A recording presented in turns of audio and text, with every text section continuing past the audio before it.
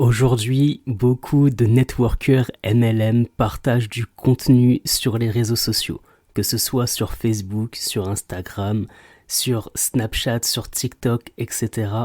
Beaucoup de personnes publient sur les réseaux sociaux à tel point que ça devient bouché et que c'est très difficile de se distinguer des autres et de sortir du lot. Peut-être que tu t'es dit que pour te distinguer des autres, tu pouvais, pourquoi pas, créer un blog, une chaîne YouTube ou bien un podcast. Eh bien, c'est l'objet de cet épisode de podcast aujourd'hui de MLM Nouvelle Génération. Pour cet épisode de podcast, j'ai invité mon ami Nicolas. Nicolas, c'est un networker MLM juste extraordinaire. Il a créé un blog qui est l'un des blogs numéro 1 en France sur le MLM et donc il va nous donner pas mal d'astuces pour savoir comment faire pour réussir à créer un blog à succès. Et puis pareil pour moi, je vais également t'aider, te donner des conseils pour savoir comment faire pour développer une chaîne YouTube, un podcast pour que tu puisses également sortir du lot et te distinguer des autres networkers MLM. Parce que il ne suffit pas seulement de créer du contenu, de mettre une vidéo sur YouTube, de faire un podcast, etc. Il faut vraiment réfléchir à une stratégie cohérente qui soit alignée avec ton positionnement. Et tout ça, c'est de la réflexion, c'est une stratégie pour toucher ta cible et apporter un maximum de valeur ajoutée dans ton univers. Et donc, c'est pour cette raison-là qu'on a fait cet épisode de podcast-là, te donner pas mal d'astuces, de conseils pour réussir et voir comment justement les réseaux sociaux peuvent pousser tes contenus, blog, YouTube et podcast. Donc tout de suite, je te laisse avec le générique de MLM Nouvelle Génération. Salut la Growth Team, bienvenue dans ton podcast MLM Nouvelle Génération.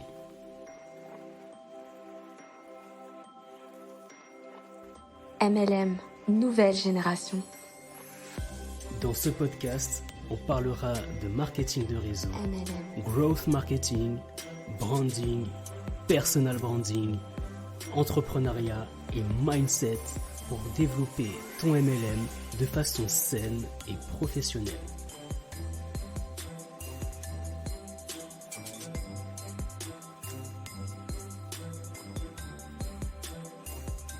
MLM. Salut, moi c'est Mounir de MLM Growth Marketing et bienvenue dans ton podcast MLM Nouvelle Génération. à Fatoumata. Salut Sandra, j'espère que ça va, vous allez bien. Et Nico qui va bientôt nous rejoindre. Ah, il est là. C'est ça. Salut Nico, Ça va? ça va et toi, tu vas bien? Ben oui, parfait. Ah, Parfait. Merci. Félicitations. ça fait J'ai toujours trouvé le plaisir de te bouton. voir. On est là pour parler du PSG, c'est ça? Hein? Ouais, Ben, exactement. Du on va PSG, faire chier tout le monde. des 16e de finale, des 8e de finale, on va parler de tout ça un petit peu. Et bonjour à tous, bonjour à Léon, salut à Sandra, salut à Aude, Fatoumata qui nous ont rejoint. Et aujourd'hui, on va parler de la prospection en automatique sur Google, sur une chaîne YouTube, sur un podcast, etc. On va parler un petit peu de tout ça. Et pour ça, j'ai invité Nicolas, Nicolas Benezet, qui lui est un blogueur MLM et qui fait pas mal de communication dans le MLM. Et justement, je vais te laisser un petit peu te présenter, savoir qui tu es et également connaître un petit peu ton parcours. Ok. Tu sais, autant au début, c'était facile de faire la prospection. Maintenant, tu sais, ça paraît tellement de plus en plus long, tu sais, que ça devient dur de faire une story. Mais en gros, moi, j'ai fait des études dans le sport, j'ai fait des études de kiné, j'ai été pendant 10 ans kiné. Et au bout de 7-8 ans de kiné, j'ai commencé à me dire que ce serait pas mal de développer une activité sur Internet pour plusieurs raisons. La première, c'est que je voyais bien que notre travail de kiné était surtout pas prioritaire pour l'État, tu vois. Ça, c'était la première raison. Donc, il y avait une insécurité malgré tout. Deuxième, c'est que finalement, je voyais l'intensité du travail que l'on pouvait avoir liée justement au fait que notre métier ne soit pas prioritaire, parce que du coup, tu remplaces pas ceux qui partent à la retraite, etc. Donc, tu te retrouvais avec une surcharge de travail, tu vois. Et puis, je voyais bien aussi que, tu vois, en termes de mode de vie, c'était pas vraiment ça que je voulais, tu vois. Donc, Ok. finalement, 7-8 ans après avoir commencé la kiné, je commence à développer, tu sais, un peu le business en ligne. Et puis, 1 an et demi après, j'ai complètement arrêté la kiné. Et puis voilà, maintenant, 2 ans et demi à peu près que je suis là, tu sais, à parler sur Internet.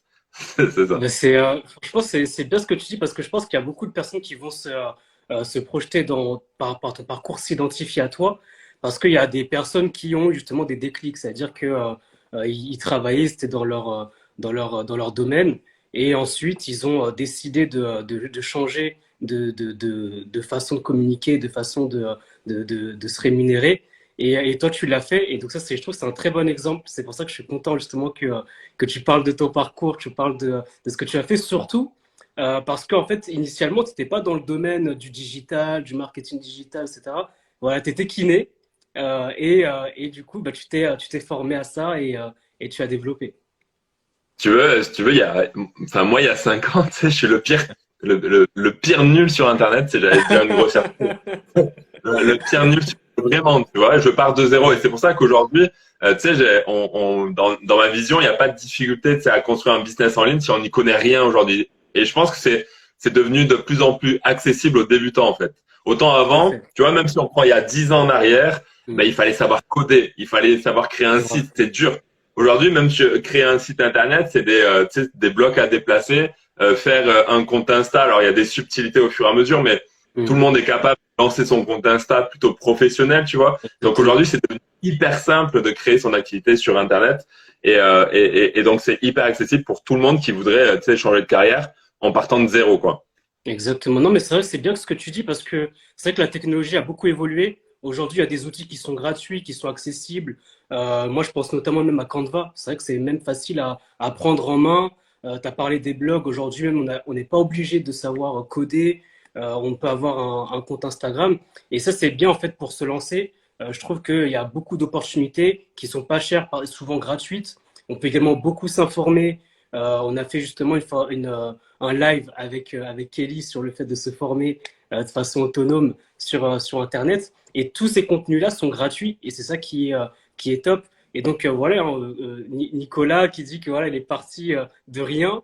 Il connaissait pas beaucoup ce domaine-là et ensuite il s'est formé, il a appris, il a touché les outils et au fur et à mesure il s'est amélioré. Bah, je fais un petit coucou à Karine, à Sylvia, à Imen également et à tous ceux qui nous rejoignent. Aujourd'hui, on va parler justement de la prospection en automatique sur Google.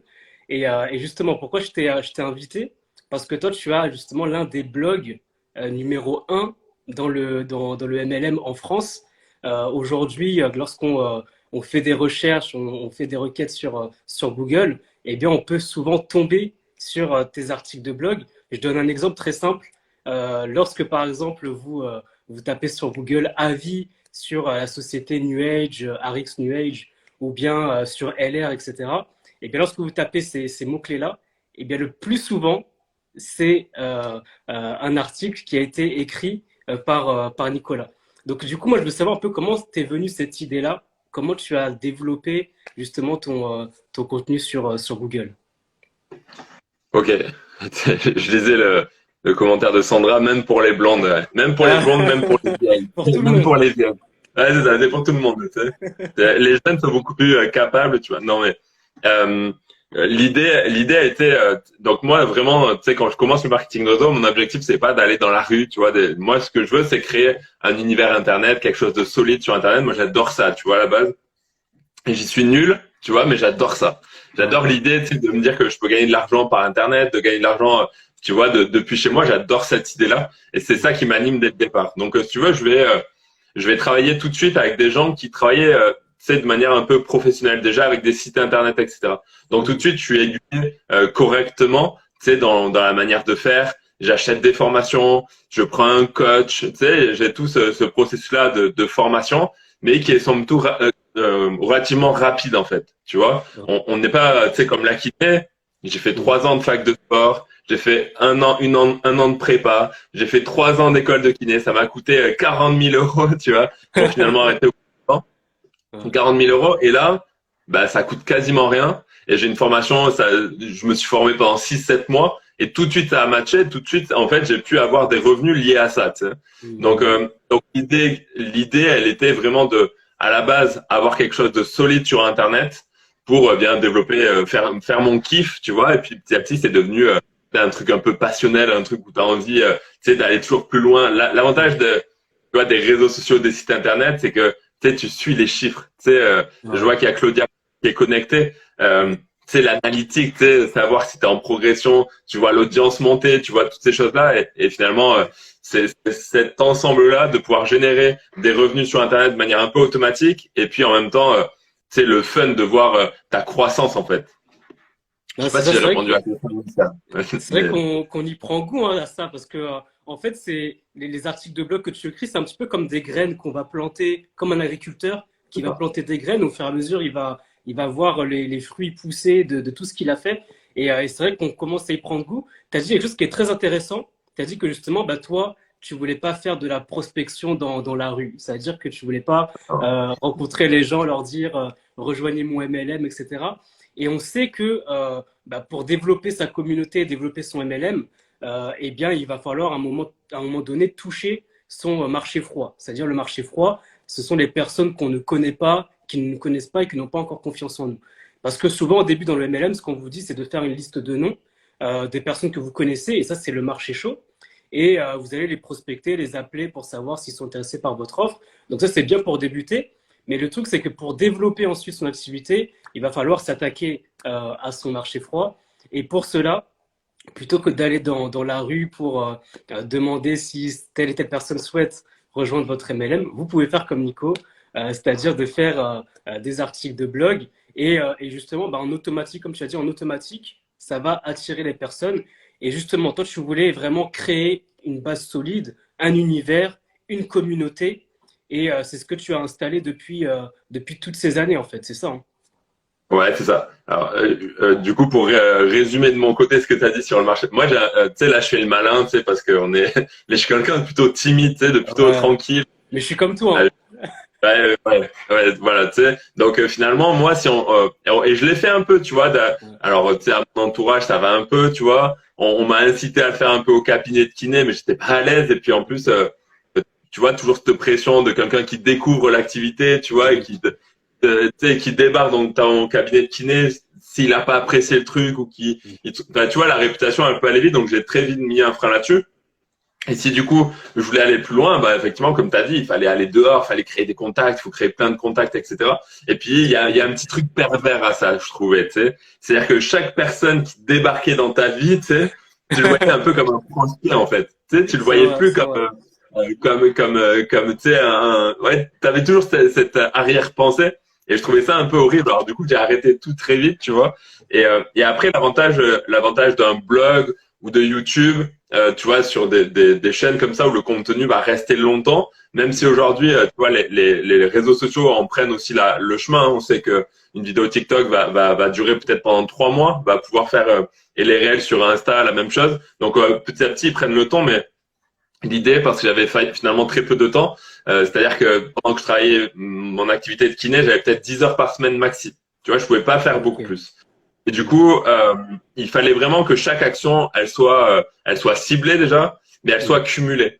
Et l'avantage d'un blog internet, c'est que quand je mettais un article, et il tourne encore, tu vois, après 5 ans, eh bien, c'est que cet article-là, eh bien, ramène des prospects et que je puisse en mettre un deuxième et qui continue, qui viennent se surajouter, plutôt que avoir une stratégie où le contenu qui remplace le contenu, qui remplace le contenu, demander un peu plus de démarches. Pour autant, le blog n'est pas la meilleure solution, tu vois, c'est une solution. On sait que sur des plateformes avec les réels, Instagram ou TikTok, eh bien, on a la possibilité de créer des grandes communautés encore plus rapidement, etc. Mais voilà, c'est un choix de base. Bah, franchement, c'est bien que tu parles de ça. Juste, je fais un petit coucou bah, à Claudia qui nous a rejoint, à Lima également.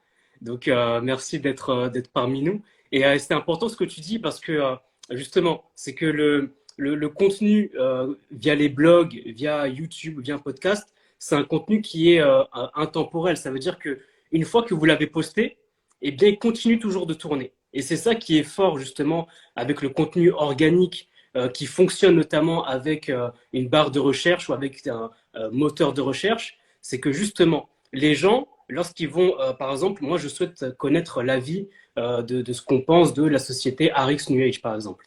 Donc moi je vais taper sur Google avis RX New Age. Et ce qui va se passer, c'est que je vais tomber, pourquoi pas, sur un article de blog de Nicolas. Et cet article de blog-là, Nicolas, lui, il l'a écrit depuis peut-être 1 an, 2 ans, 3 ans. Et il continue toujours de tourner. C'est-à-dire que c'est là où justement on parle de prospection en automatique, parce que son article de blog continue de travailler pour lui, même 1 an, 2 ans, 3 ans après, et surtout 24 heures sur 24 et 7 jours sur 7, parce que le blog, il est toujours en ligne. Et c'est la même chose pour une chaîne YouTube. Si vous créez du contenu sur YouTube, lorsque les personnes vont taper des mots-clés sur la barre de recherche de YouTube, eh ben, ils peuvent tomber sur votre vidéo YouTube, et pareil pour le podcast. Mais c'est là où justement on va parler de ce qu'on appelle le SEO. Donc le SEO, ça se rappelle le référencement naturel. Et le but, c'est vraiment de optimiser au maximum votre article de blog. Ça veut dire que vous devez travailler sur les mots-clés qui vont correspondre à une requête qui sera faite lorsqu'on va taper sur la barre de recherche. Et tout ça, en fait, c'est quelque chose qu'on doit travailler sur les hashtags, sur les mots-clés, pour qu'en fait, Google ou bien YouTube ou bien la plateforme de podcast se disent qu'une fois qu'on tape ce mot-clé, eh bien, on tombe directement sur votre article de blog, sur votre vidéo YouTube ou sur votre podcast. Et c'est ça, en fait, la force justement du contenu organique qui se fait sur le blog et autres. Je ne sais pas si tu voulais ajouter quelque chose encore par rapport à ça. Ouais, j'avais un truc, mais ça m'a échappé. Ah, Tu sais, tu me connais. Ah, tu me connais. Non, c'est ça. Et en fait, par rapport à ce que tu disais, à la durée de vie d'un article, c'est que c'est impérissable, en fait. Et c'est ça qui est ouf. C'est-à-dire que aujourd'hui, tu vois, après, allez, clairement, pendant 2 ans, j'écris un article par semaine. C'est un article par semaine. C'était mon objectif. Je faisais que ça. Tu sais, si j'avais un truc à faire, c'était l'article. Il fallait que ce soit fait avant dimanche soir, sinon je me couchais pas. Tu sais, c'est un article par semaine pendant 1 an et demi. Ouais. Après, j'ai levé le pied. Il y en avait plus que 2 par mois, tu vois. Et puis maintenant, il y en a plus que 1 par mois. Alors maintenant, je transforme, tu sais, mes newsletters en articles, etc., des trucs comme ça pour montrer de la vie sur le blog et puis apporter un truc. Mais globalement, aujourd'hui, je pourrais presque ne plus écrire en fait. Et j'écris quasiment plus aujourd'hui, tu sais, un article pour le blog. Donc, et pour autant, ça a jamais ramené autant de prospects. Tu vois, c'est ça qui est ouf en fait. C'est que par rapport au début où t'écris beaucoup, ben aujourd'hui, j'ai autant, voire plus de prospects en passant 0 temps dessus, quoi. Et c'est là où c'est la magie de ça, quoi. C'est ça qui est hyper puissant. Mais c'est bien ce que tu dis parce que justement dans le MLM, on veut vraiment souvent des résultats rapides. On pense qu'on va réussir au bout de 2-3 mois. Et là, tu me donnes un bon exemple que c'est un investissement sur du long terme, que c'est vraiment un marathon et pas un sprint. Et malgré tout, tu vois, quand du moment où j'ai fait la chose sérieusement sur Google, tu vois, où c'était acté, c'était en mai, tu sais, en mai 2018. Eh bien, 6 mois après, j'avais déjà, tu sais, 400-500 euros par mois de commission d'affiliation. J'étais, tu sais, j'avais passé 4 ou 5 positions dans ma compagnie de marketing de réseau. Tu vois, donc là, il commençait à avoir des revenus qui étaient déjà là au bout de 5-6 mois. Ça a totalement basculé 1 an après, où finalement, tu sais, où j'avais besoin de rémunération qui était assez élevée pour arrêter mon activité de kiné. Mais finalement, il a fallu 1 an et demi par rapport au moment où je prends le truc au sérieux et le moment où ça bascule totalement. Et il faut que 1 an et demi, en fait. Et je parle pas là de 1 000 euros, tu vois. Donc finalement, ça a été très rapide, tu vois. C'est relativement rapide. Donc, c'est ça que les gens ont pas conscience, c'est que on peut avoir une sorte de frustration pendant 2 ans, 2 mois, 2 mois, 3 mois, 4 mois, tu vois. Mais finalement, derrière, t'as beaucoup plus, en fait. Tu sais, que si t'avais des petites actions qui te faisaient avoir quelques rémunérations, mais au final, c'est hyper besogneux, tu dois les répéter tout le temps. Mais le basculement à quelque chose de plus grand, eh bien, il serait beaucoup plus long. Alors que là, oui, il peut y avoir une phase où tu as l'impression que c'est un peu vide, tu sais. Et pour autant, ce qui se cache derrière, c'est absolument monstrueux. Et il y a des personnes de l'équipe qui sont en train de le vivre, ils hallucinent, quoi.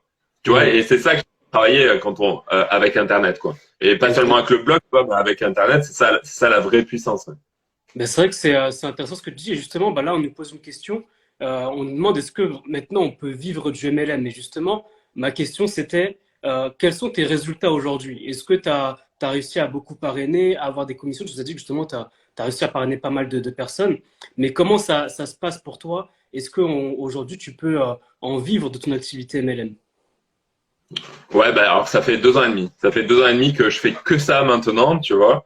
Ouais, 2 ans et demi. Alors, on n'a pas le droit de donner notre rémunération en marketing de réseau, tu vois. ouais, Euh, c'est interdit, mais en termes de voilà de globalité, je sais pas, je peux parrainer jusqu'à 50 personnes par an. L'équipe, elle fait 1000 personnes en l'espace d'1 an et demi, tu vois, quand on a lancé notre délire ninja. Donc, tu vois, ouais. il y a vraiment un gros potentiel. Puis, on arrive à faire basculer des vies dans un, bah, Mm. je veux pas parler de chiffres, tu vois, Oui, mais je vois. globalement, on peut vraiment en vivre, tu sais, Mm. et c'est pas si compliqué que ça. C'est-à-dire que souvent, je trouve que la perception des gens par rapport au marketing de réseau, elle peut être fausse parce que on se met dans notre tête une sorte de chemin détourné. C'est dans le sens où on se focalise, tu sais, sur il faut développer le réseau pour avoir des rémunérations qui sont assez élevées, Mm. alors que parfois tu fais 3 ventes par mois, tu gagnes 1 000 euros, C'est tu vrai. vois. Alors que si tu veux développer le réseau, c'est beaucoup plus long, tu vois. Alors des fois on se trompe un peu, tu vois, de priorité peut-être, tu vois, si on a un Mm. objectif rapide, et alors que ça peut être comme tu sais, comme quand tu vends des formations, comme quand tu fais du e-commerce, tu touches des pourcentages, tu fais 3 4 ventes et ça suffit à avoir tes 1000 ou 1500 euros. Sauf qu'on se Exactement. focalise tellement sur le parrainage parfois que du Mm. coup, on perd l'essence même de ce qui fait le marketing de réseau, c'est vendre. Et parfois, bah, quand tu touches 50% d'une vente et que tu fais une vente à 200 euros, bah, tu fais, enfin, bref, tu vois ce que je veux dire, quoi. Donc, on Exactement. peut Non, mais vraiment vivre du marketing de réseau. Ouais. c'est très bien ce que tu dis parce que c'est vrai que les gens, souvent, ils se focalisent plus sur le MLM, sur parrainer des personnes. Alors que toi, par exemple, je sais que tu as fait ton blog, tu as créé ton blog, tu fais des articles, mais également, tu réussis à parrainer pour ton MLM, mais tu fais également des formations. C'est-à-dire qu'il y a des formations où les gens peuvent acheter des formations et ce qui fait que tu arrives à diversifier tes revenus. C'est-à-dire que tu peux faire des formations, tu peux également, si tu souhaites, bah, faire des consultations également. Tu peux faire pas mal de choses. Et donc là, on voit que c'est pas le MLM, j'aime bien dire cette phrase-là, c'est pas le MLM qui t'utilise, mais c'est toi qui utilises le MLM pour ton activité professionnelle. Et c'est ça qui est bien, c'est que derrière, tu arrives justement, et ben pourquoi pas à vendre des formations et à gagner d'autres revenus. Tu sais, il faut avoir comme conscience d'un truc là, tu sais, qui se passe sur Internet, c'est qu'aujourd'hui on a tout qui est créé sur Internet. Tu sais, sauf sur les nouvelles technologies, tout nouveau truc, tu sais. Mais aujourd'hui, tout est créé sur Internet. C'est-à-dire que toutes les formations sur tout est créé, tu sais, toutes les communautés sont créées, tout est créé. Donc ça Mmh. veut dire que si on est dans un cheminement de créer une communauté autour d'un sujet, autour, je sais pas, imagine, vas-y, on prend un cas concret. Ouais. Imagine, tu crées, tu as une société de marketing réseau où tu vends, qu'est-ce qu'on vend? Un stylo, tu vois. Voilà. Donc, rien à voir. Un stylo, c'est pas très vendeur, mais bon. En plus, c'est pas un institut du stylo, tu vois. J'ai des restes de mon activité. Non, mais tu sais, tu crées ta communauté autour du stylo. Tu vois, je sais pas comment c'est possible, mais bref, tout est possible, tu vois. Donc, tu crées cette communauté dans l'objectif derrière de vendre le stylo. Mais pourquoi pas dans ce processus de construction, tu pourrais pas proposer à comment créer de l'encre. Tu sais, tu fais une formation Mmh. qui va coûter 30 euros et tu dis, OK, euh, est-ce que tu veux que je t'apprenne, tu sais, à créer de l'encre pour tel stylo? Donc, en gros, dans ton processus de construction qui doit aboutir à cette logique de vendre pour ton marketing réseau et créer le réseau, eh bien, tu peux tout à fait t'ajouter des commissions supplémentaires qui Mmh. vont te ramener plus rapidement vers la liberté que tu recherches, quoi, la liberté financière, en tout cas tes objectifs financiers. Mmh. Il y a Exactement. Bah, plein de moyens de faire sur Internet. c'est bien ce que tu dis parce que justement, je pense que ça répond un peu à la question de Halima. Bon, Halima nous dit que elle galère un petit peu à parrainer dans son MLM. Et je pense que, en tout cas, après avoir justement la situation par rapport à Halima, mais je pense que ce qu'il faut, c'est vraiment créer un univers. C'est-à-dire que de ne pas être focalisé sur forcément le parrainage, mais de dire bah, comment je peux utiliser le MLM pour vendre mes produits, mais également, pourquoi pas, moi, proposer des services. Moi, ce que je dis, par exemple, Si par exemple, disons qu'il y a un jeune homme ou une jeune femme qui est spécialiste dans la coiffure, elle a fait un CAP en coiffure, etc. Eh bien, ce qu'elle peut faire, cette personne-là, c'est de créer une communication en disant qu'elle est experte dans la coiffure, dans le soin pour les cheveux, etc. Et ce qu'elle va faire, justement, c'est de dire que elle vend des services, justement, où elle peut faire de l'entretien des cheveux à domicile, etc., ou à un endroit. Et au moment où elle fait cette prestation, elle peut également vendre des produits de son MLM. Vendre des produits de son MLM et vendre d'autres choses. Si la personne également souhaite faire des formations pour l'entretien des cheveux à des personnes qu'elle invite chez elle, par exemple, eh ben, elle peut vendre cette prestation-là tout en mettant en avant ses produits. Et justement, bah, je vois qu'il y a une personne justement qui a aimé l'expression que j'ai utilisée. Et quand on fait ça, c'est vraiment utiliser le MLM plutôt que le MLM vous utilise. Et quand vous êtes focalisé sur le parrainage, eh bien là, c'est plus le MLM qui vous utilise pour parrainer. Mais plutôt, vous utilisez le MLM pour vendre vos prestations, pour être un vrai professionnel dans votre activité. Et le fait de créer un univers, eh bien, vous allez voir, vous allez peut-être focaliser sur le parrainage, parce qu'en soi, le parrainage, il ne dépend pas uniquement de vous. C'est-à-dire que vous allez peut-être travailler votre communication, mais ça, c'est 50%. Et les autres 50% dépendent uniquement de la personne qui va être parrainée. Ça veut dire que la personne qui va être parrainée, est-ce qu'elle veut, oui ou non, faire du MLM? Et c'est ça en soi qui pour moi, fait la différence. C'est vraiment d'utiliser, vous, le MLM, plutôt que le MLM vous utilisez. Je fais juste un petit coucou à Juliette qui nous a rejoint. Et juste Laurence également qui nous dit qu'elle ne pourra pas rester plus longtemps. C'est pas grave, de toute façon, il y aura également un replay qui sera disponible sur YouTube, également sur les plateformes de podcast. Donc, il n'y a aucun problème pour si tu dois nous quitter. Donc, voilà en gros ce que je voulais ajouter par rapport à ce que tu as dit. Je ne sais pas si tu voulais ajouter quelque chose. Ouais, j'ajoute juste un dernier truc pour compléter ça, c'est que Oui. quand tu regardes les meilleurs web marketeurs au monde, tu sais, n'importe qui, bah, tu prends Fraser Brookham, tu sais, alors qu'il développe plus le marketing réseau, qui est dans la formation, mais qu'est-ce qu'il fait lui? Tous les mois, à peu près, il va sortir un truc, une nouveauté, tu vois. Et donc, bah, chaque fois qu'il crée une nouveauté, tous ses fans vont sauter dessus, en fait, vont aller racheter le truc. Le problème, c'est que souvent, il y a deux problèmes souvent sur Internet. C'est souvent, ben, on propose toujours le même truc tout le temps. Ça peut être bien, mais ça manque de diversification. Ce qui fait la force justement des web marketeurs, c'est de pouvoir proposer plein de petites choses tout le temps. Tu vois. Exactement. Donc, si nous on construit cet univers avec plusieurs propositions, ça veut dire qu'on va pas être récurrent dans nos demandes et on va se rendre attractif pour plein de personnes différentes qui n'auraient pas répondu à telle proposition, mais qui vont répondre à telle proposition. Exactement. Et dernier truc, ce que tu disais, c'est que parfois, lorsqu'on commence le marketing, et qui m'a fait écho quand tu as parlé de la coiffeuse, souvent quand on se lance dans le marketing de réseau, on fait une croix sur tout notre passé. C'est comme s'il n'y avait plus rien qui avait existé et on dit bien, tu sais, le dieu du business, tu sais, du business internet. Tu sais. Sauf que la meilleure crédibilité, sauf si t'as été le pire délinquant du monde, mais ta meilleure crédibilité sur tout ton vécu d'avant, en fait, tes passions d'avant. Et finalement, tu gagnes un temps fou à partir déjà sur cette base-là que devoir te reconstruire de zéro une notoriété, etc., etc. Et si j'avais tout eu à recommencer, je recommencerais sur le foot immédiatement. Parce que je sais que t'as pas comme moi, de toute façon, on supporte la même équipe du Paris Saint-Germain, mais c'est bien ce que tu dis parce qu'en fait, et ça, au-delà de ça, c'est que la personne, quand elle va communiquer, elle sera épanouie parce qu'elle communique sur quelque chose qu'elle aime. Elle fait pas une croix sur son passé, elle crée son univers, elle montre son expertise également, et c'est ça que je trouve en tout cas génial pour ça. En tout cas, il y a Sandra qui nous félicite et qui nous dit qu'on est très bon. Donc, merci beaucoup à Sandra. Chris également qui doit partir et qui nous remercie. Alors, il dit, voilà, désolé, je dois nous quitter. Merci de nous donner une autre image du MLM. J'aime le MLM, mais on m'avait jamais donné une approche comme Nicolas me la donne. Donc, merci à vous deux. Donc, merci à vous d'être là. Et Junaid qui nous dit qu'il est complètement d'accord. Donc, merci beaucoup à Junaid pour ton commentaire. Et à Lima également qui nous remercie. Donc en tout cas, c'est bien de parler de ça, de se créer un univers, d'être content, d'être épanoui dans ce qu'on fait. Moi, je voulais juste également faire un petit aparté par rapport justement, parce qu'il y a pas mal de personnes, et notamment sur Internet, qui vont vous vendre en fait des tunnels de vente tout faits. c'est-à-dire des tunnels de vente. Oui, il suffit de faire un petit tunnel de vente, etc. Et tu peux, grâce à ça, avoir beaucoup de prospects.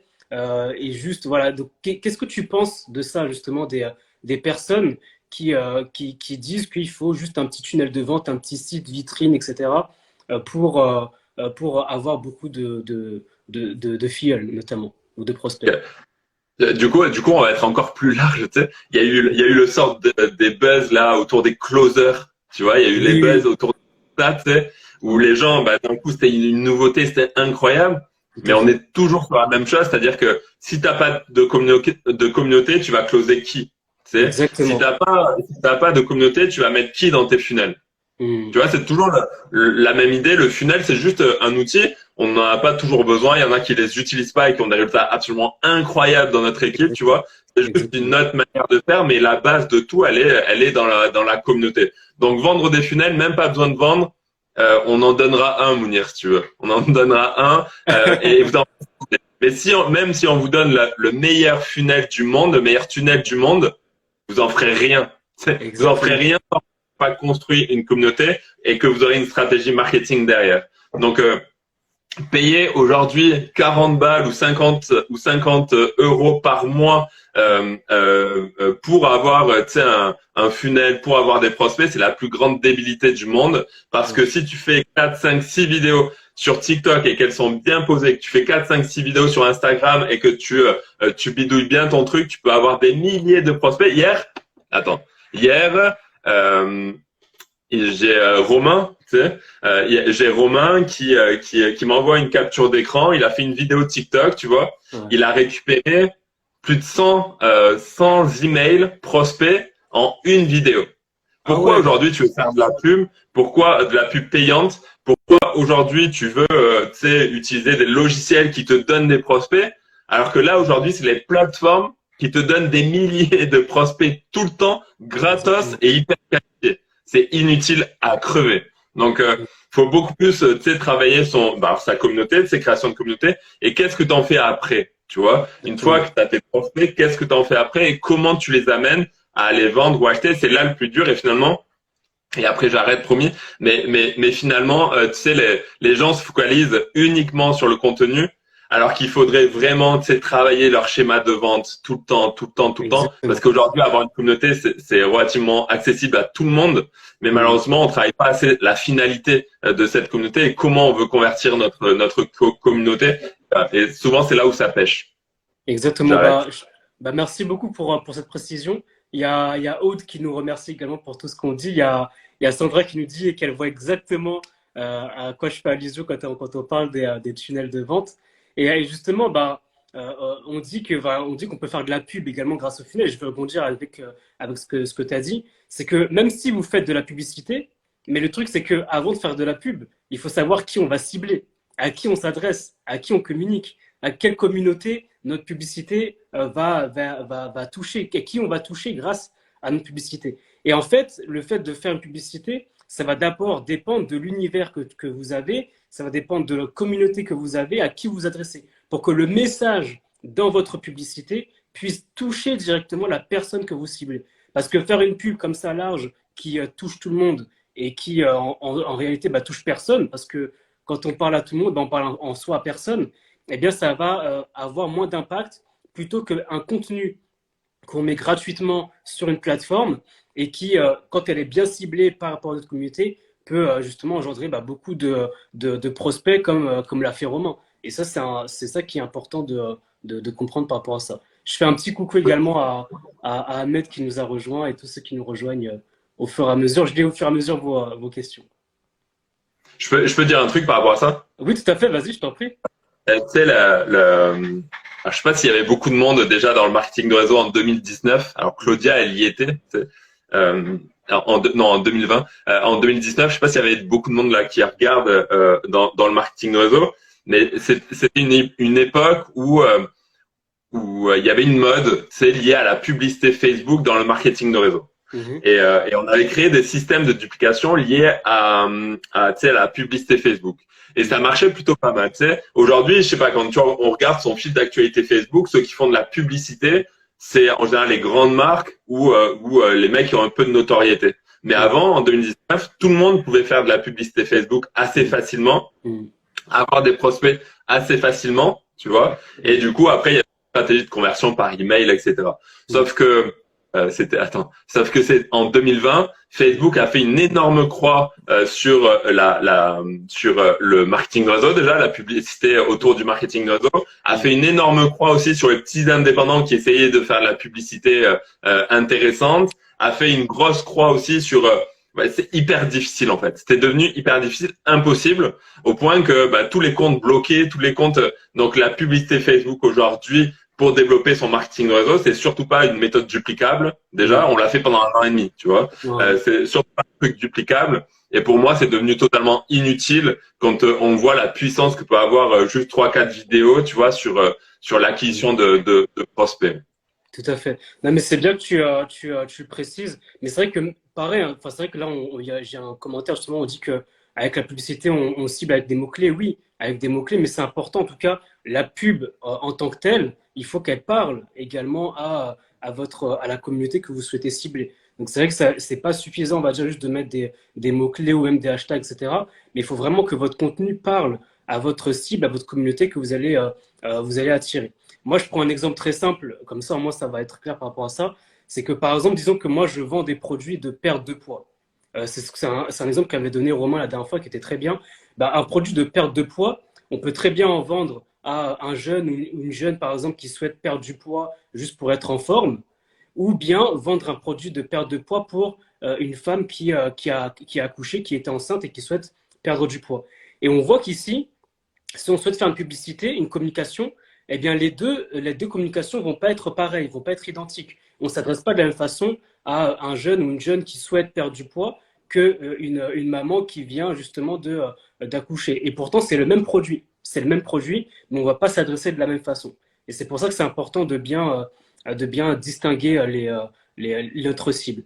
Et autre chose que je voulais apporter, savoir un peu ton avis par rapport à ça, c'est pour toi, quel est l'avantage de communiquer via les blogs, via YouTube ou bien via un podcast plutôt que les réseaux sociaux de façon générale? Parce que qu'est-ce que toi t'en penses? C'est quoi l'avantage qu'il peut y avoir dans cette communication par rapport aux réseaux sociaux? Il y a un truc chelou, tu vois. Il y a un truc chelou, c'est que si tu as un article qui sort sur Google, en termes de crédibilité et de notoriété, t'es beaucoup plus haut en fait. Ah, Je sais pas d'accord. pourquoi, oui, parce que certainement, tu vois, les gens ont encore en tête la complexité de créer un site internet, peut-être d'écrire un article. Donc, en termes de notoriété, déjà, tu pars une coche au-dessus, tu vois, en termes d'expertise.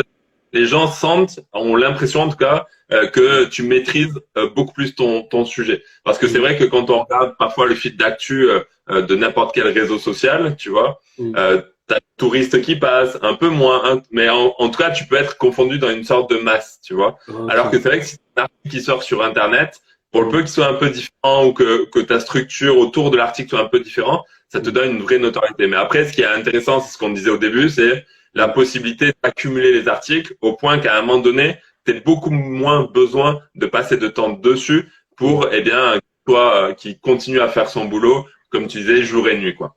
Exactement. Non, mais c'est bien que tu le précises. Et justement, en fait, c'est qu'en fait, sur les réseaux sociaux, lorsque vous postez un post, eh bien, le contenu, il va, on va dire, mourir au bout de soit quelques heures, quelques jours ou quelques semaines. C'est-à-dire qu'après, les gens vont plus vraiment le voir. Et le truc, c'est que sur les réseaux sociaux, après, ça dépend un peu desquels, mais il n'y a pas de recherche via les mots-clés. C'est-à-dire que via les mots-clés, on peut trouver via les hashtags, bien sûr, mais même quand tout le monde utilise un peu les mêmes hashtags, eh bien, ton post peut, au fur et à mesure du temps, eh bien, disparaître. Moi, les posts que j'ai publiés il y a 1 an, aujourd'hui, il n'y a personne qui va les voir et personne qui peut les retrouver. Tandis que les posts qui vont, les articles de blog, les chaînes, les vidéos YouTube ou bien les podcasts que j'ai publiés il y a 1 an ou 2, ou toi qui as posté depuis 1 an ou 2, eh bien, lorsqu'on va les rechercher, on pourra les retrouver. Et donc ça, c'est déjà un très bon avantage. Et comme tu as dit aussi, en termes de notoriété, comme c'est un peu difficile pour les gens peut-être de créer un site ou un blog ou une chaîne YouTube, eh bien là, on a beaucoup plus d'autorité et de crédibilité. Et d'autant plus, tu sais, quand tu es le premier à écrire un sujet sur Google, eh bien, tu es mis beaucoup plus en avant, beaucoup plus en page 1, et tu y restes en plus, tu vois. Exactement. Donc, plus plus tu es précurseur d'un sujet sur Google, et plus tu as de chances de rester toute ta vie, tu sais, dans les premières positions. Et ça, c'est magique, en fait. Tu vois, tu peux même pas être influencé par les nouveaux articles qui vont arriver après. Tu vois, donc finalement, ça, c'est hyper puissant. Exactement. Non, mais en tout cas, je fais un coucou à Junaid là qui nous dit qu'il va partir, mais qu'il a appris beaucoup de choses très intéressantes et enrichissantes grâce à notre live. Et lui, il ne fait pas de MLM, mais même en tant qu'entrepreneur, ça l'aide beaucoup. Et aussi, on nous pose une question. On nous dit est-ce que le blog, c'est la meilleure solution? Alors, il n'y a pas de meilleure solution en soi. C'est-à-dire que c'est une des solutions, c'est une possibilité. On l'évoque aujourd'hui parce qu'on pense que ça peut être intéressant à développer, mais surtout, c'est quelque chose qui se travaille sur du long terme, comme une chaîne YouTube, comme un podcast. C'est surtout si on est à l'aise. Si vous aimez bien écrire, si vous aimez bien faire des vidéos ou bien poser votre voix, ça peut être une solution pour vous. C'est pas la meilleure, même les réseaux sociaux, c'est pas forcément la meilleure solution, etc. Mais c'est vraiment là où vous êtes le plus à l'aise. C'est ça qui est important de voir et juste de vous montrer un peu tout ce qui peut se faire. Tout ce qui peut se faire et c'est justement de vous donner un petit peu des idées sur tout ce que vous pouvez faire pour développer votre communication sur Internet de façon générale. Et d'ailleurs, aujourd'hui, c'est relativement traître dans le sens où, tu vois, en plus maintenant sur les réseaux sociaux, le même contenu va sur n'importe quel réseau social, tu Exactement. vois. Et du coup, on a tellement de possibilités aujourd'hui de réseaux qui se créent tout le temps que je pense que le plus important, c'est de bien choisir, tu vois, au départ, de faire sa notoriété comme ton compte a été fait sur Instagram, qui a eu une notoriété, etc. Et après, tu as construit l'univers autour. Moi, j'ai d'abord construit du blog, il y a d'autres personnes de mon équipe qui construisent autour de Facebook, etc.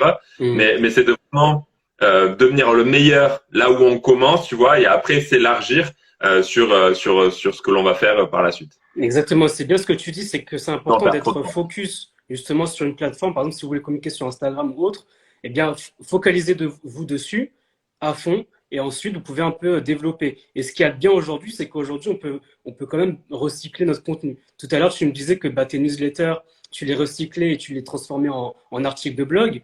Mais aujourd'hui, même sur les réseaux sociaux, quand on crée un réel, eh bien, on a la possibilité de les mettre sur Facebook, sur Instagram, sur TikTok ou même sur des shorts sur YouTube. Et c'est ça qui est bien aujourd'hui parce qu'on peut pas mal recycler notre contenu.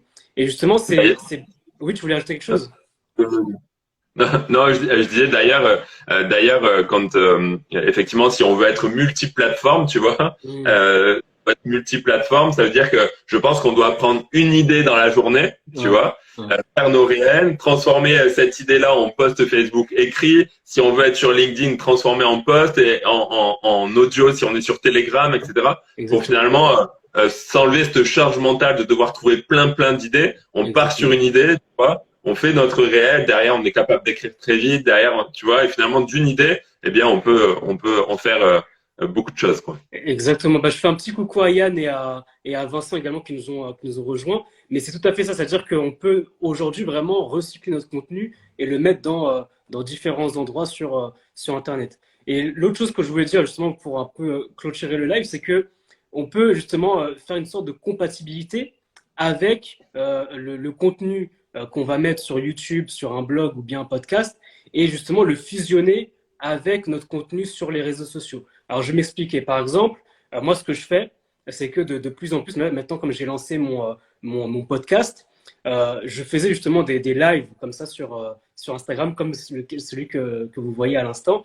Je fais ce live-là. Et ensuite, plutôt que de le poster directement sur Instagram, eh bien, je vais le transformer en podcast. C'est-à-dire que je vais le transformer en podcast, le mettre sur les plateformes de podcast et également le mettre sur ma chaîne YouTube. C'est-à-dire que là, j'ai recyclé mon contenu en faisant ce live-là et je le mets sur ma chaîne YouTube, également podcast. Et ce que je vais faire ensuite, moi, sur Instagram, c'est que je vais faire des réels. Je vais mettre des petits extraits de notre live et ensuite, eh bien, encourager les gens à regarder l'intégralité sur YouTube ou à écouter l'intégralité sur les plateformes de podcast. Et donc, pourquoi je fais ça? Parce que notamment sur Instagram ou les autres réseaux sociaux, on consomme beaucoup de contenu rapide, de quelques minutes, quelques secondes. Et en fait, un live comme celui-ci qui peut durer peut-être une quarantaine de minutes, eh bien, ne sera pas consommé de la même façon sur Instagram que sur YouTube, une plateforme de podcast. Et c'est là, en fait, où on parle de recycler le contenu. Et surtout, bah, les réseaux sociaux, ils vont servir en fait. C'est-à-dire que les réseaux sociaux vont servir à promouvoir votre contenu sur votre blog, sur votre chaîne YouTube ou bien vos plateformes de podcast. C'est-à-dire que vous mettez des extraits en disant, bah, ou bien une story par exemple, de dire je fais une story en disant oui, vous pouvez tout de suite rejoindre, vous pouvez tout de suite lire mon article de blog qui est disponible en intégralité où je parle de tel et tel sujet. Ou bien mettre un petit réel, un extrait de réel de votre vidéo sur YouTube. Donc c'est un peu l'idée qu'il y a justement pour recycler un peu notre contenu et pour promouvoir notre contenu organique sur les blogs via les réseaux sociaux. Toi, qu'est-ce que tu en penses de ça justement? Ouais, c'est ça, tu vois. Et puis, je lisais un truc juste avant, tu vas lié au foot, tu vois. Ouais, On va. Non, mais tu sais, il y a Gérard Piqué qui a annoncé sa retraite tout à et fait. il a fait une interview finale, un peu, tu sais, en bouquet final comme il sait faire. Et il Oui, disait un truc intéressant. Il disait aujourd'hui, on est dans une consommation de contenu court, tu vois. oui, tout Et à fait. il disait le foot, ça dure 90 minutes. Oui, Il oui. disait donc pour rendre le foot attractif, soit on raccourcit le foot, tu vois, la durée Ouais. du match, et si on va raccourcir la durée du match, il faut le rendre plus attractif tu sais, avec des nouvelles règles, tu vois. Et ça va dans le sens où tu dis où finalement il faut s'adapter aussi à voilà, aux différents contenus, aux différentes plateformes, etc. Et dernier point que je voulais ajouter, c'est tu sais, il y a comme il y a trois axes à développer quand on est sur Internet, mais il y en a un qui m'est sorti de la tête. Tu sais, on en avait parlé la dernière fois, Tout c'était à fait. d'abord la notoriété, plus ou moins la proximité, Tout à tu fait. vois. Et quand tu travailles sur un blog, une des erreurs des blogueurs marketing de réseau, c'est justement de rester caché derrière leur blog et de pas travailler la proximité. Donc les réseaux sociaux peuvent servir, tu vois, pas forcément dans l'acquisition prospect. Moi, ils me servent pas dans Mhm. l'acquisition prospect. 95% de mes prospects viennent du site internet, tu vois, nicobene.com. Et du coup, les réseaux sociaux me servent seulement à créer cette proximité avec l'audience. Et ça marche bien, tu vois. Donc, on peut avoir des utilités différentes des réseaux sociaux, mais voilà, réfléchir vraiment, tu sais, à ce que recherche telle ou telle plateforme, qu'est-ce que veut l'audience, etc., pour adapter finalement nos contenus. Exactement, exactement. Donc c'est ça qui est bien justement dans ce que tu dis, c'est faut vraiment adapter notre contenu par rapport à la plateforme, pas mettre du contenu très long justement sur n'importe quelle plateforme. Et en tout cas c'est ce qui est intéressant. Et justement ce que tu disais la dernière fois quand on était en off, c'est que tu disais qu'il faut travailler justement la visibilité, la crédibilité et la proximité. Voilà, c'est ça. C'était vraiment ces C'est la trois visibilité points-là qui me manque. sont intéressants. Et comme tu disais, c'est que en travaillant sur les réseaux sociaux, vous créez de la proximité avec votre audience et justement la crédibilité, eh bien, vous allez la travailler avec votre blog, avec votre chaîne YouTube, etc. Et donc, c'est vraiment ces points-là justement que Nicolas évoquait. Et grâce à ça, eh bien, ça va tout simplement vous permettre de créer une boucle. Tout simplement une boucle. Ça veut dire que vous faites des articles de blog ou une chaîne YouTube ou un podcast qui va être justement, qui va durer dans le temps, qui va servir pour votre crédibilité. Ensuite, vous travaillez également sur les posts sur vos réseaux sociaux qui va donner une proximité, une visibilité, parce qu'il y a beaucoup de gens, beaucoup de trafic sur les réseaux sociaux. Et en fait, l'un va servir à l'autre. Les gens vont vous découvrir peut-être sur votre podcast, votre chaîne YouTube ou votre blog. Ils vont ensuite aller mieux vous connaître sur les réseaux sociaux en s'abonnant à vous. Et ensuite, ceux qui s'abonnent à vous via les réseaux sociaux, eh bien, ils pourront également découvrir votre expertise, votre crédibilité via les articles de blog, via une chaîne YouTube ou via un podcast. Et c'est vraiment une sorte de boucle où vraiment les uns servent aux autres et vous pouvez comme ça développer votre communication. Alors, je ne sais pas si vous Et le voulez dernier ajouter quelque chose. Ouais, Ouais, le dernier truc parce que tu sais j'ai fait une expérience il y a pas très très longtemps et ça a ouais, été très notable. Tu sais c'est énorme et je m'en étais pas rendu compte. C'est que je ouais. travaillais beaucoup avec le blog, j'ai travaillé pendant quasiment 2 ou 3 ans que avec le blog, j'avais pas de réseaux sociaux, j'avais rien, tu sais. Je voulais pas mêler tu sais, l'activité avec les réseaux sociaux pour différentes raisons, tu vois. Et puis du coup, j'avais un canal Telegram. Ça c'était en 2020, j'avais même créé une formation là-dessus, etc. Mm. Et je sais pas, dans ce canal Telegram, il devait y avoir 500, 600 personnes. Et les résultats, ils étaient très élevés, tu vois. Mais par habitude, voilà, et par envie de faire d'autres choses, etc., j'ai fermé le canal Telegram. J'ai acté de fermer le canal Telegram. Pendant un an, j'ai pas eu de canal Telegram, tu vois. Et cet été, j'ai eu envie de relancer un canal Telegram par plaisir, tu vois. Ok. Et en fait, les résultats se sont multipliés. Enfin, c'est peut-être une coïncidence, tu sais, mais se sont multipliés avec la création de ce canal Telegram, tu vois. Parce que je D'accord. pense que ce canal Telegram me donnait une grosse proximité par rapport à mes newsletters où on est là beaucoup plus dans un contenu un peu distant. Ben, c'est bien que tu parles de ton expérience avec Telegram et justement l'audio, même les podcasts ou même le vocal, ça donne vraiment plus de proximité. Je fais un petit coucou à Héloïse également. On nous pose la question, on nous dit et l'email dans tout ça, l'emailing. Mais c'est une très bonne question parce qu'en fait, si tu veux, dans tout le processus, derrière, eh bien, Nicolas, il a également une newsletter où il envoie des mails. Et comment ça se passe pour ça? Eh bien, par exemple, il offre un e-book qui est gratuit, un e-book à forte valeur ajoutée. Et les gens qui le découvrent via les réseaux sociaux ou via son blog ou chaîne YouTube ou podcast, eh bien, vont ensuite télécharger, pourquoi pas, un e-book qui est gratuit à forte valeur ajoutée pour ensuite rejoindre sa newsletter. Et pareil, la newsletter, ça crée également de la proximité, ça montre également votre crédibilité. Et ça, c'est pas tout le monde qui le fait. Donc, c'est pour ça que, en termes de concurrence, lorsque vous faites ça, ça peut vraiment vous distinguer des autres networkers MLM. Et c'est pour ça justement que j'ai invité Nicolas pour nous parler de ça parce que c'est vraiment un sujet qu'il maîtrise très très bien. La newsletter, c'est ma vie, la newsletter. Ah, la newsletter, mais c'est ça. Ouais. Depuis 2019, du coup, j'écris des emails quotidiens quasiment, et mes résultats viennent que de là. C'est quasiment que de là. C'est ça. Et Le passage à l'action, il est plus fort. Le passage à l'action est plus fort et les prospects sont qualifiés aussi. Ouais. Ouais, ça, les prospects sont qualifiés. Il y en a de plus en plus aussi, forcément. Le canal Telegram me donne la proximité, donc donne de la crédibilité à mes emails, et du coup, mes ventes, parrainage et tout ce qui s'ensuit viennent, pareil, à 95% de newsletters.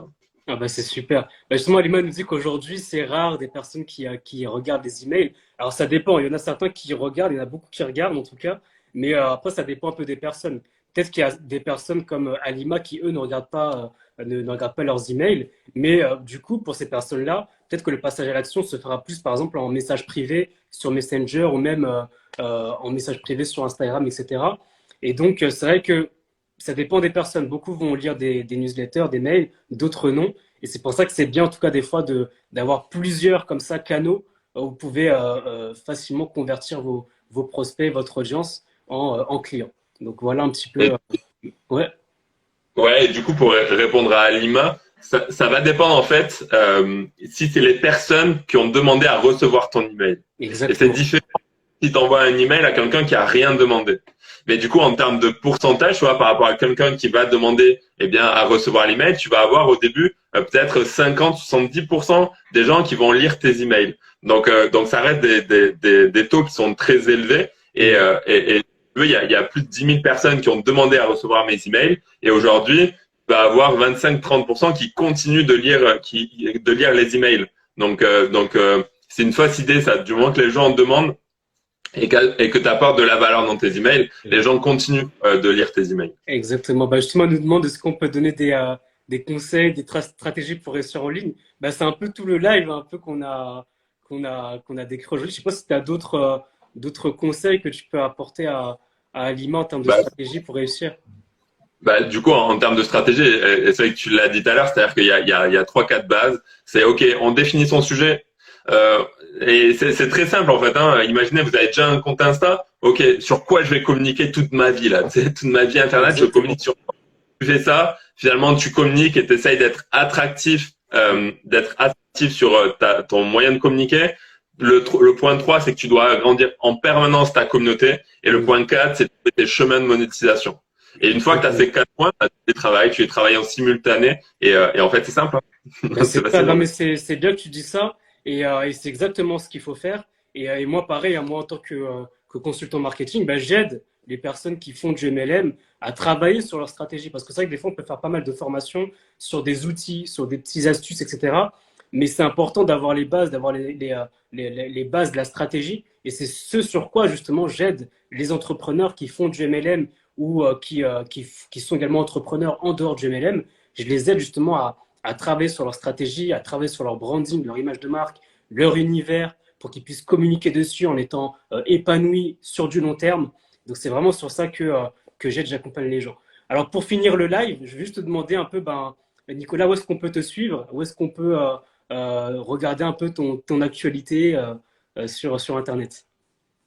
Alors du coup, mon site c'est nicobene.com. C'est le site que j'utilise en permanence. Et puis il y a le compte Telegram que j'aime bien. Tu vois, je donne juste celui-là, c'est le compte Telegram que j'aime bien. Ah, ça bug un petit peu, je crois. De rien, Alima, Alima qui nous dit que j'ai beaucoup aidé. De rien, Alima, si j'ai pu t'aider justement dans ta stratégie. Juste reprends, Nicolas, parce que c'est un petit peu bugué et on a juste entendu le canal Telegram. Ouais, du coup, le canal Telegram s'appelle Objectif 10K. Et du coup, celui-là, je l'aime bien parce que je partage, tu sais, mon cerveau quand j'ai les idées. Parfois, c'est brouillon, tu vois. Parfois, il y a des jours où il y a beaucoup de choses, mais j'aime bien partager tout ce qui se passe dans ma tête à ce moment-là. Ah, super. Je ne sais pas trop, tu vois. Ouais. C'est top. En tout cas, voilà, Nicolas, il est vraiment top. Donc, n'hésitez pas à le suivre également. Moi, je te remercie beaucoup pour toutes les astuces que tu as données, le partage de connaissances, etc., de partage de ton expérience, de ton parcours. C'était super enrichissant. Merci à vous également tous qui. Je dis un dernier truc, Mounir. Oui. Mounir, dernier truc. C'est que un des meilleurs moyens de savoir comment réussir sur Internet, c'est d'observer Mounir. Tu sais, tout l'univers qu'a créé Mounir, c'est juste tellement propre et tellement parfait, carré, etc., que ça, c'est un parfait exemple à suivre sur les réseaux sociaux et sur Internet. Donc, parfois, on s'invente une vie, mais il suffit juste de regarder les bonnes personnes et Mounir en est une vraiment. Ah, c'est vraiment gentil, ça me touche beaucoup. Merci beaucoup de me féliciter sur mon travail. Je m'y attendais pas, donc ça fait vraiment plaisir. Et merci. Moi, en tout cas, je me suis beaucoup, je veux le dire honnêtement, je suis beaucoup inspiré aussi de ce que fait Nicolas. Pour moi, c'est vraiment un exemple aussi, un modèle, et j'aime beaucoup ce qu'il propose. Donc, n'hésitez pas également à le suivre. Merci à vous tous d'avoir participé. Merci pour vos remerciements, vos encouragements et toutes les questions que vous avez posées. Et on se dit à la prochaine pour un prochain live. Merci à tous. Salut. Salut Nico.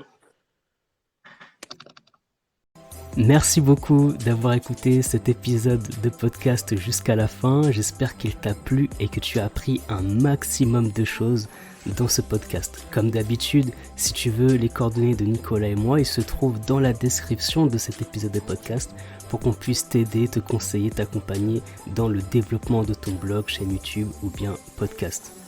Et j'espère que tu as appris un maximum de choses et que tu as compris l'importance de pouvoir se distinguer des autres networkers MLM pour apporter de la valeur ajoutée dans ton marché, dans ton univers. Si tu as apprécié cet épisode de podcast, surtout n'hésite pas à le partager à tes équipes pour qu'également ils puissent développer leur activité MLM de façon professionnelle. N'hésite pas également à mettre des likes, à mettre des étoiles, ça fait toujours plaisir. Et moi, je souhaite également remercier Nicolas pour toute la valeur ajoutée qu'il a apportée dans cet épisode de podcast, pour tous ses conseils, c'était juste génial. Moi aussi, j'ai beaucoup appris dans cet épisode de podcast. Et je te dis également à très bientôt pour un nouvel épisode de MLM Nouvelle Génération. MLM Nouvelle Génération.